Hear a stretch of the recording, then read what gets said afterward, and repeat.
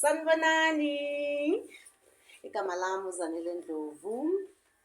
Njengoba sibhiyozela usuku lokufundela phezulu umhlaba wonke jikelele, phecelezi ngolimi lwaseNtshonalanga, i-World Read Aloud Day ka-2025. Ngizonifundela encwadini yami, igama layo uMakhweyane.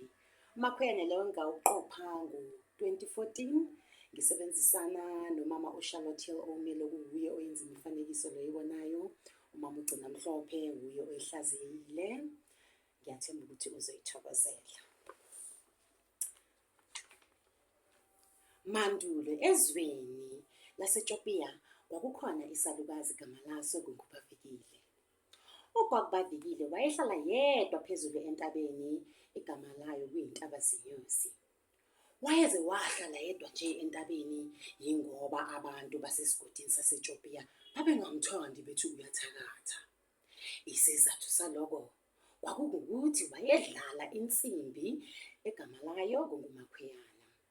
Ngakho-ke abantu kade bangayazi le nsimbi yomculo wesintu yakudala, kanti futhi yakhiwe ngesihlahla esingajwayelekile.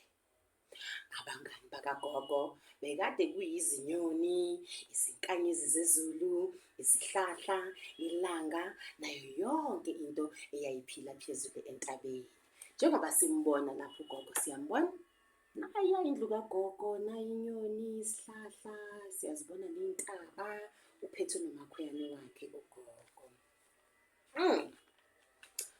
Phansi esigodini saseTopiya kwakukhona unkosikazi igama lakhe linguNozulu. uNozulu lona wayehlala nomyeni wakhe uMlilo, beshadile iminyaka eminingi kodwa bengenazo izingane. Abantu basesigodini saseTopiya bebasola uGwagubadikile bethi nguye lo othakatha lo mndeni ngalezi nsimbi zakhe zesintu. uNozulu yena wayengakukholwa neze lokho. Siyambona uNozulu la?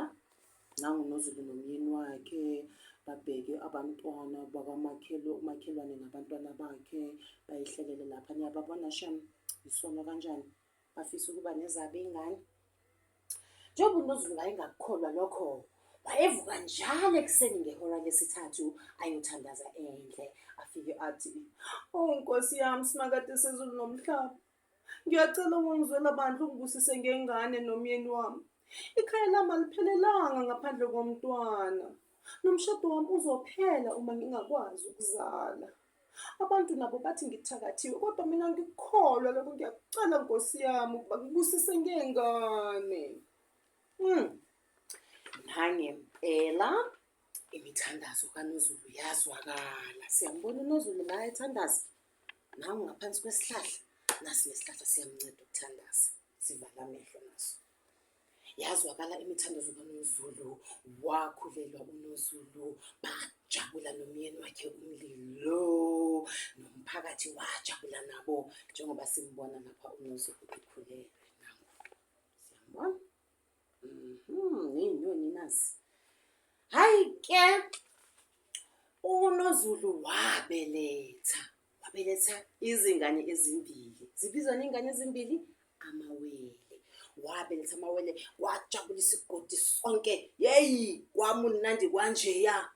Kodwa inkinga kwakuwukuthi lezi ngane soloku zazalwa zazikhala zingathuli.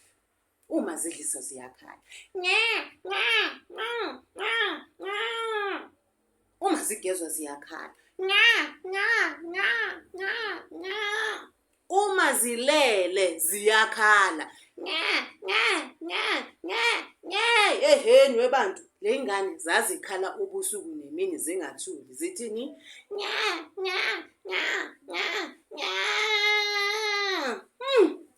Lokhu kwakumphatha kabi uNozulu, futhi kwakumbangela nekhanda elibuhlungu. Wayengasabazi ubuthongo okwakumephula umoya. Kunakho konke wayengasakuthokozeli ukuba nezingane zakhe. Umuzi wakhe wawuhlala unesikhalo sezingane ubusuku nemini. Umphakathi waseTopiya waphinda wasola yena belu uGwagubadikile. Ngokukhulu ukucasuka bazwakala ngalizwe linye bethi, nguye lo mthakathi, uqalile uyathakatha futhi ngale nsimbi zakhe zesintu. Noma sesimxoshile lapha esigodini akashintshi. Nazi ingane zikaNozulu siyazibona la ziyakhala. Zithini? Nge, nge, nge, nge, nge. Hayi ke, iqhubeke indaba ithini ke na?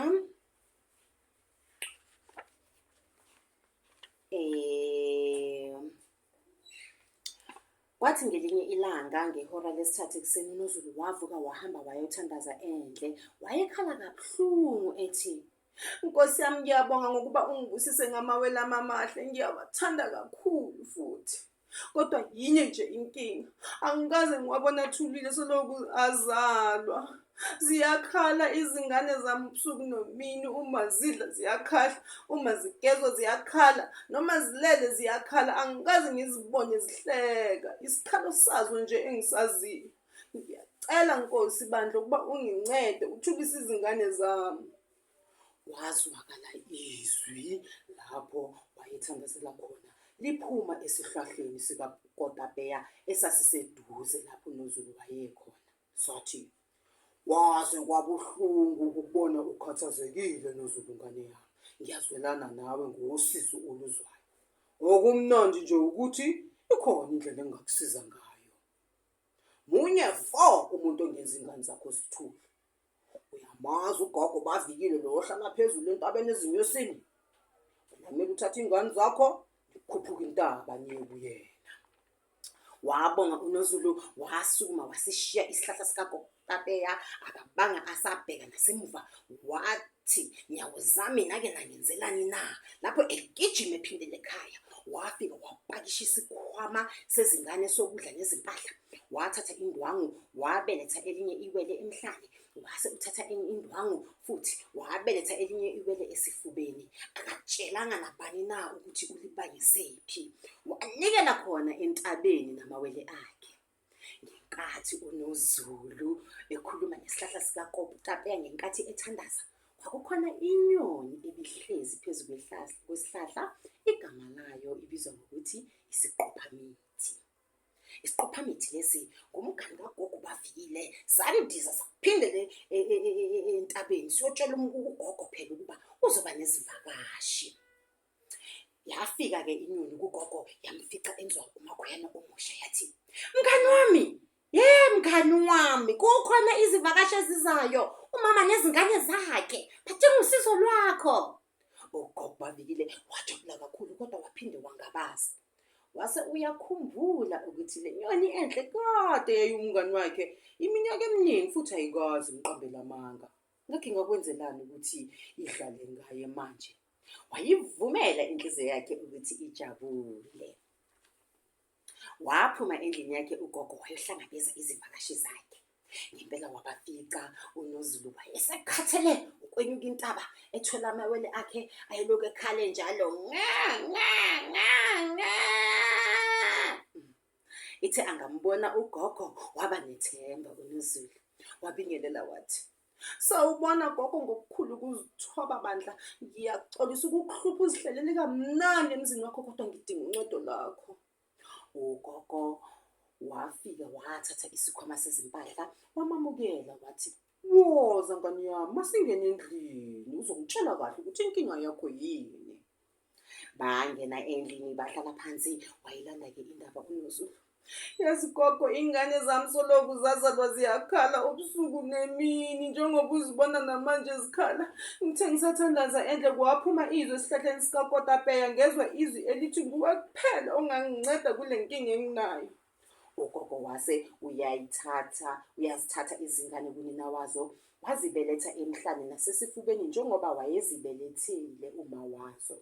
Wathatha umakhoyane wase uyawushaya waphuma umlolozelo omnandi lapho esecula ugogo ethi, owa owa owa mntwana umama akekho uyothenga amasi umntwana uthahliwe yini awadlwanga yini adliwe yinja kagogo imabalabala enomlomo bomvu. Awu, azelamtoti iphimbo lesalukwazi bo. Zaqala zamamatheka izingane zikaNozulu nomlilo. Hayibo, zanyakaza ngenjabulo zaze zahleka. Kwamummangaza uNozulu lokho ngoba wayeqala ngqa ukubona izingane zakhe zingakhali selokhu zazalwa. Ingane phela zasezinezinyanga eziyisikhombisa zazalwa njalo. Wajabula uNozulu, wahleka ayekhala ngesikhathi esisodwa, wabonga wanconcoza kugogo wase uthi, "Ngabe umhlola lona, ngiyabonga kakhulu gogo, ungadinwa nangomso. Ngiyakukomelisa ngani kodwa njengoba usungisize kangaka?" Waphendula ugogo wathi, "Ngingajabula uma ningangivakashela kanye ngeviki. Anginamndeni, abangani bami yizinyoni, izihlahla, izinkanyezi zezulu kanye nayo yonke into oyibonayo lapha entabeni. Yini kuphela abantu engibaziyo okwamanje." Wase uyaphendula uNozulu wathi, "Ayiyona inkinga leyo gogo.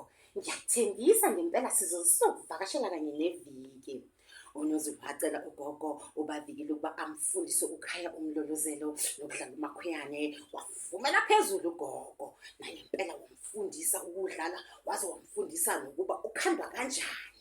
Bahlala naye amaviki amaningana impela ngothando ugogo wamupha umakhuyane omuhle. Phela kade enabo babaningi. Uzokhumbula ukuthi ugogo wayekhanda umakhuyane owodwa ngosuku. Kusukela ngalelo langa amawele kaNozulu ayehlala ecula, edansa, ehleka. Mhlaba ezobuyela ekhaya, wabonga uNozulu wase uyavalelisa kugogo, esephindela ekhaya ephethe umakhuyane nezingane zakhe. Behla intaba njalo bejabulile. Akazange awuvala umlomo ngalesimanga esenziwe ngugogo Bavikile. Umyeni wakhe nabantu basesigodini saseJopiya bamangala bebona izingane zicula, zidansa futhi zihleka, noNozulu eshaya umlolozolo omnandi kumakhuyane. Wabachazela-ke uNozulu ukuthi uncedo ugogo Bavikile, le nsimbi ayiphethe ngeyesintu, akuyona eyokuthakatha, kodwa ngeyokuvuselela uthando lwamasiko esintu kanye nokushaya umculo omnandi wasemandulo. Wayishaya njalo insimbi yakhe yesintu uNozulu, kwajabula isigodi sonke, abantu badansa bacula, kwabamnandi. Okay, la angiwabonanga abantwana nogogo nabo bayadansa, yabona. Bese-ke